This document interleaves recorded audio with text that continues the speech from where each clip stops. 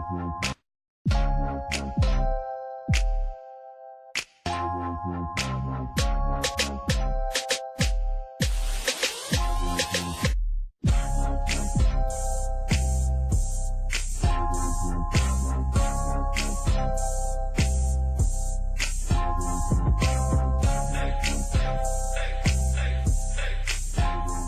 guys are, I think you are in luck because we're in the midst of a very, very important series about just say no to slam, all right? So some of you guys are sitting, I can look at your faces, all right? You saying, what is slam, all right? So slam is a drug, okay, that we all take.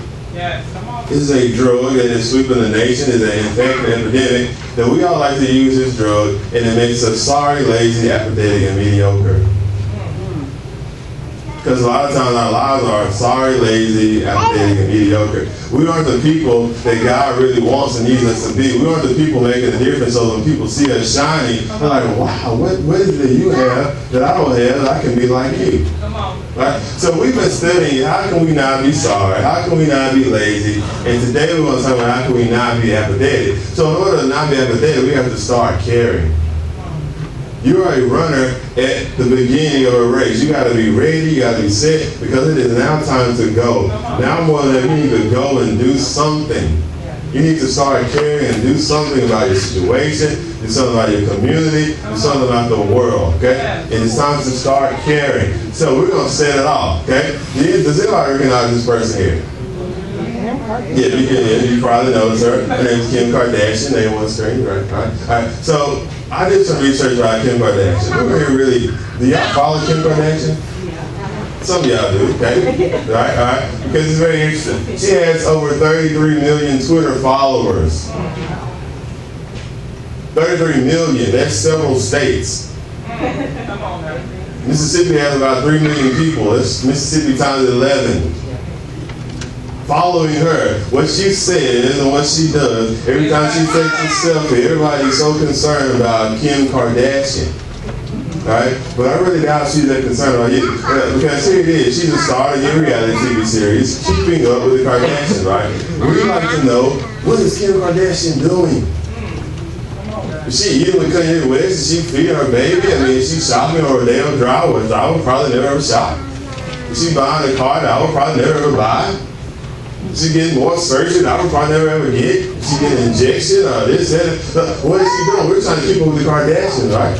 But when it's all said and done, we probably won't keep up with the Kardashians. Because she is number 33 on Forbes Celebrity 100 earnings list. This year alone, y'all, this year, not in a lifetime. This year, she has earned over $53 million. So, then it's not up. So are we really keeping up with Kim Kardashian? No, really, right? I mean, should we care at all about Kim Kardashian? Did Kim Kardashian wake you up? No. Does Kim Kardashian know you exist? No. You're just another follower. You're just somebody else feeding her pockets while she's making her way to the top of the Forbes 100. Right? So let's think about it. This is something that we really shouldn't care about. So what other Kim Kardashian do you have in your life? What other things you say, I care about this, I care about that, but in the grand scheme of things, it doesn't matter at all. Because only what you do for Christ is going to last, so stand, okay? So we need to be apathetic about Kim Kardashian. And when we say apathetic, we need to just stop caring. Okay? Apathetic, it means to showing or feeling no interest at all, enthusiasm, or concern. I just don't care at all. But unfortunately, there are too many things that we should care about that we don't care about at all. There are some things in our houses, right? I don't care about it at all. The dishes have been there for a couple of days, my wife goes out of time, I don't care, I'm not washing them. Something needs to be done. I don't care. I'm not doing it. Foster will do it. My wife will do it. Somebody else will do it. I mean, it'll get done because, the work will go on. If I do it or not, somebody is going to do it. Right? And then when it comes to the things of God, I don't care if I live up to that standard because Jesus Christ did it. And I read somewhere, my grandma told me the word that God forgives, and I just say, God forgive me, then I'll be all right. So I can do whatever I want to do and not care about it and just get to Jesus like, Jesus, you got what I'm saying for me? You got God. Because I don't care. I'm going to live my life and just hand it over to you and be like, hey, God, hey, welcome me into your kingdom. We've been too apathetic. We won't explain, y'all. All right, so our scripture today comes from the Message translation. We use all kinds of translations to get the word across. We have a very, very diverse crowd this morning, so this might appeal to everyone. All right, so here's what it says in Romans chapter 1, verse 28 through 32. All right, since they didn't even bother. Since we don't bother to acknowledge God, God quit bothering them and let them run loose. And then all hell broke loose. Rampant evil, grabbing aggression, vicious backstabbing, living life hell on earth with their envy, wanton killing, bickering, cheating. Look at them, mean-spirited, venomous, like a snake, right? Fork-tongued God dashers, bullies, swagger words. Everybody got swag on the t-shirt, right? It is important to have swag, right? Insufferable windbags. They keep inventing new ways of breaking lives. We think of ways to sin. We think of ways to destroy families. We think of ways to destroy ourselves. We find evil ways to do things, all right? They ditch their parents when they get in the way. Yeah. I remember my mama told me not to do that, but I'm going to do it anyway because I don't want to do it. Right? They get in the way. Stupid, slimy, cruel, cold-blooded, and it's not as if they don't know better. The Bible is the most published book in the entire world. It's not like you can't pull up a phone app with the Bible. It's not like you can't go to school with it. Get in a hotel. You go to a hotel and say in the hotel you have your mistress. There's a Bible in the hotel room. It's not like you don't know any better, right? They know perfectly well they're spitting in God's face and they don't care. They're apathetic. Worse, they hand out prizes to those who do the worst things best. Kim Kardashian got famous for making a special tape, right? She's getting prizes for the fact that she got famous for being a nobody. She made $53 million this year alone. She has 37 million followers on one website and 33 on another app. We give out awards. You're the best singer in the world. Here you go. Let's all adore you. Let's adore you. Okay? Let's break this down real quickly. So God basically said, have it your way. Y'all recognize the Burger King? We a lot of times used to come in, well, you want to do it your way, then have it your way. Have your way. So we did not bother to acknowledge God because a lot of times God is a party pooper. You know what a party pooper is, right? Yeah. You want to go have a good time, you go, oh no. Mom said the curfew, be back home by 10 o'clock. 10 o'clock? The club don't open at 10 o'clock. I can't get my club. I can't do the things I want to do. So God's like, I need you to be righteous. I need you to love. I need you to care. I need you to forgive. Well, he hurt me. I'm supposed to forgive him. He lied to me. She did this, she did that. Well, God, I need you to do that. Well, God, you just really ruining my party. You're ruining my plans. But God, she looks so good. I have to say something to her. She has to be a notch in my belt. I have to do these things. He looks so good. He's so appealing. I have to do it. God's like, no. Don't do that. God is that Jiminy Cricket, right? Pinocchio. He's there. Hey, don't do that. He's that party pooper. But see, we don't like to acknowledge him. We don't like to acknowledge his precious presence. We like to just be like, God, can you just get away while I do what I want to do? Can you just take a seat for that? Can you go in the other room? I got something to take care of. Can you stop hating? Can you stop blocking? Let me go. I gotta do it. But we need to make sure we understand he has a very precious presence. Because if you lose the presence of God, I feel sorry for you. If you sin so much, you no longer have a consciousness of sin, where it just comes like, I'm just like drinking water to do that sin, you have a problem. And if God in there just tugging at your heart, like you might need to stop. You might need to hold on. If you don't hear that voice anymore, we need to pray. You need to pray, and we need to pray, and we need to really just seek God in His face. Because if God just leaves you, you're in bad shape. Right? But the thing about it, when He did leave the people, and when He leaves us, we have what we call free will, right? Because it said He let them run loose.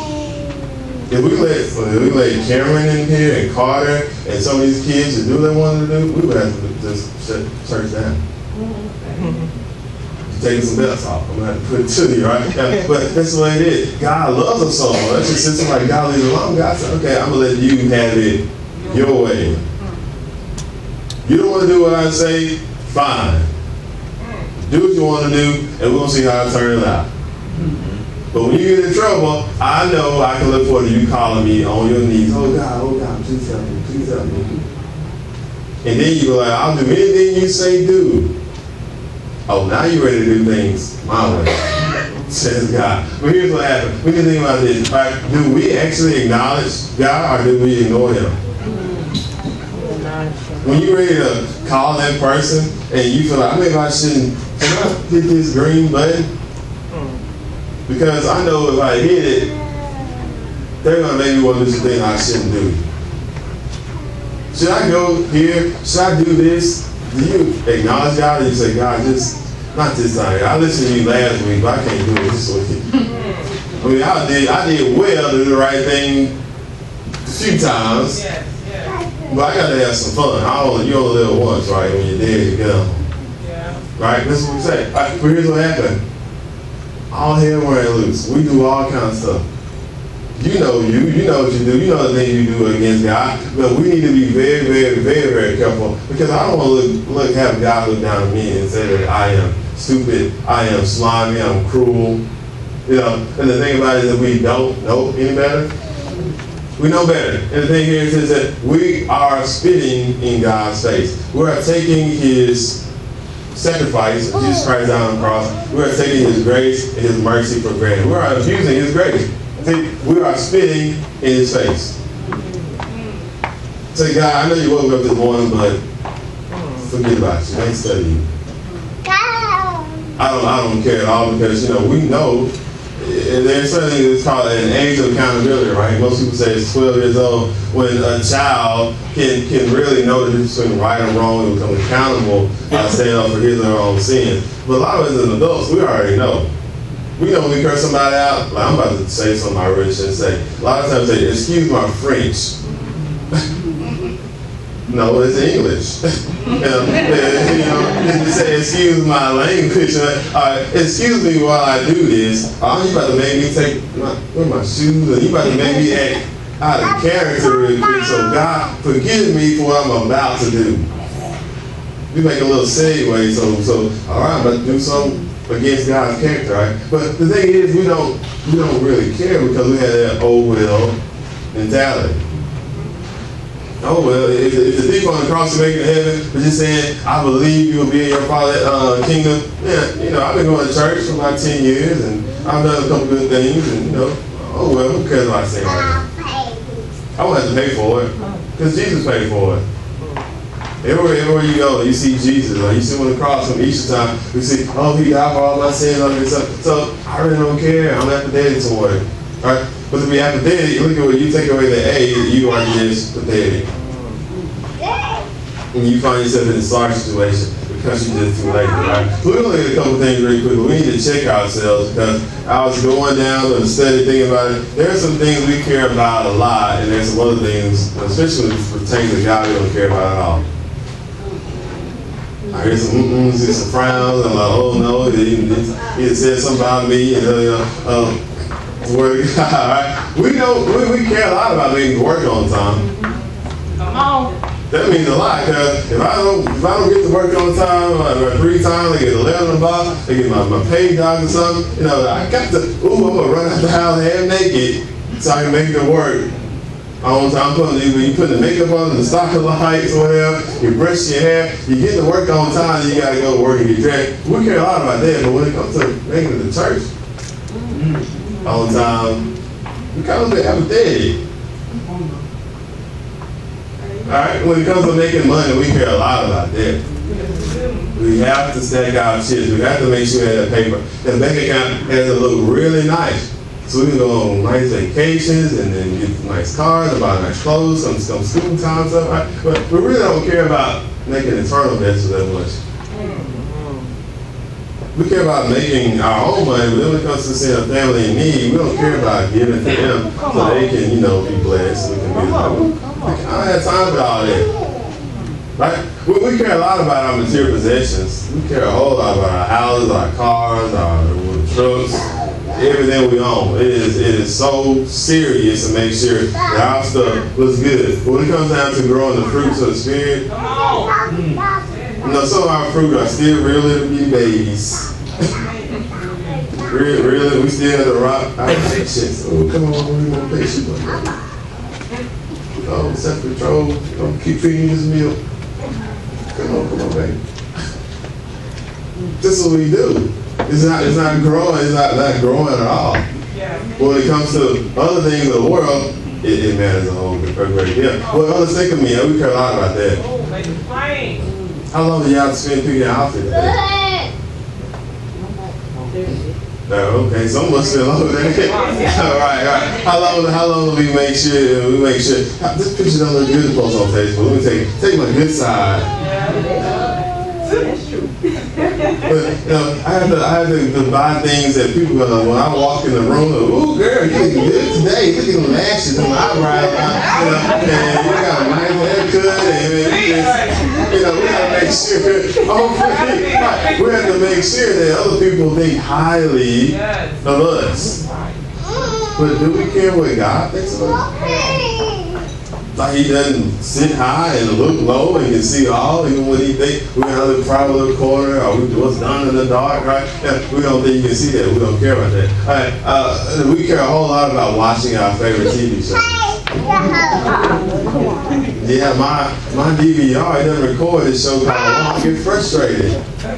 Because I have to stay up to 1 o'clock to watch it or something. Like, what is it? I don't appreciate this. But when it comes time to spending intimate time with God, it doesn't matter. Let me just read the scripture today. Let me say a quick prayer before I go to sleep. I spend some time with you, God. Thank you. See you tomorrow. Just like that, okay? We care a whole lot about our hobbies. Our recreation activities. I was thinking, the football season is coming up. Buy your JSU season tickets and get you a big spot so you can tailgate and spend hours on the parking lot. Listen to a football game and spend hours watching sports. And spend hours on this and the other. But do we care at all about doing things for God's kingdom? It's sad, but a lot of times the only time we go to church is when we get there late and sit there and want to leave early.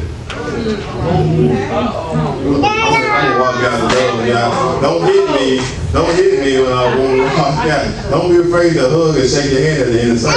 But the thing, do we care? Do we care a lot about finding a spouse?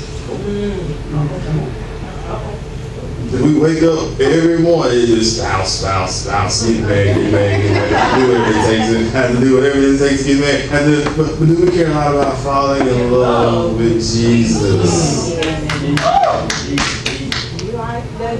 Do we care at all? Right? We care about looking good. Right? I have to make sure I go to the gym 4:30 studio. So I gotta get on 100 crunches. I gotta get my bench press up. Gotta make sure everything's fresh up. But do we care about looking good to God spiritually? Or we just have to do it? So I have to make sure that I'm fresh because we want to make sure that we please ourselves. If anything is wrong with me, that's a problem. We're hurt, we take medicine. If we don't like the temperature, we turn the thermostat down. If we're hungry, we eat whatever we want. We do whatever it is we want to do for ourselves. We don't like somebody says, we let them know. But when it comes down to helping others and pleasing God, it's really not a big deal at all. We're apathetic. We don't care. We don't care. Right? But there is good news, because I'm sure, just like myself, we all are guilty of not caring about the things of God as much as we should, right? And we're here to grow. Anybody here to grow? Don't look all sad. Don't your feet. But there is always some good news when you come to the house of the Lord. The gospel is the good news. Because here's what God said, right? You just come near to God. Maybe you don't care. Maybe you kind of just falling back in the corner or whatever. But you just say, is God, is that you? Let me go see. Some little circumstance, situations where you drawing near to God. Just draw near to God, and guess what? He'll draw near to you. It's like two opposites attracting.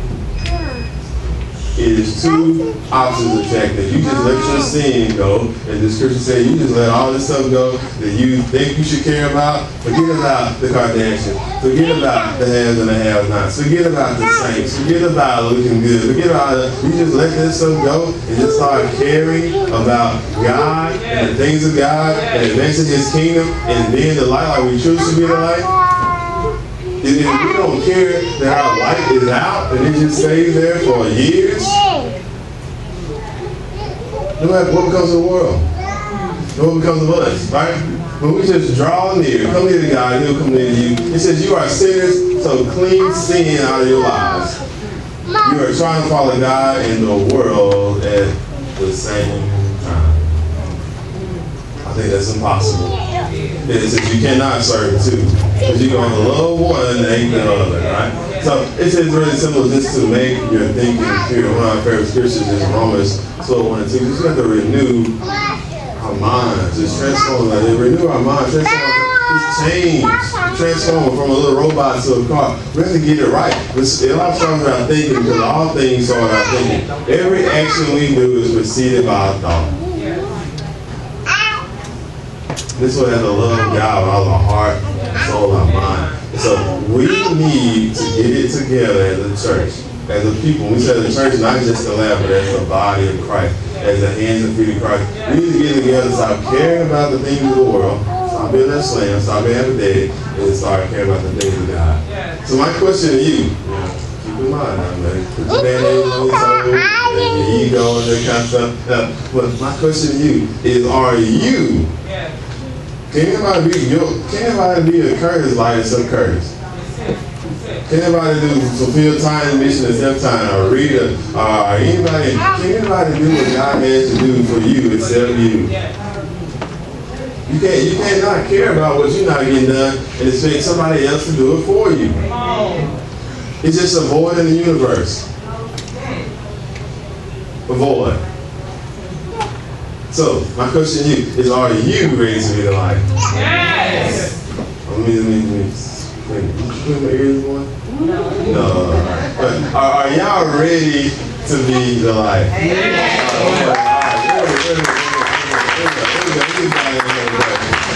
Because here it is, we believe in our confession of faith, and we know it's true. People are changing. Some great reports, some great testimony, and it's only because of God's word. And we know that it is God's word will make me wiser. God's word will make me stronger.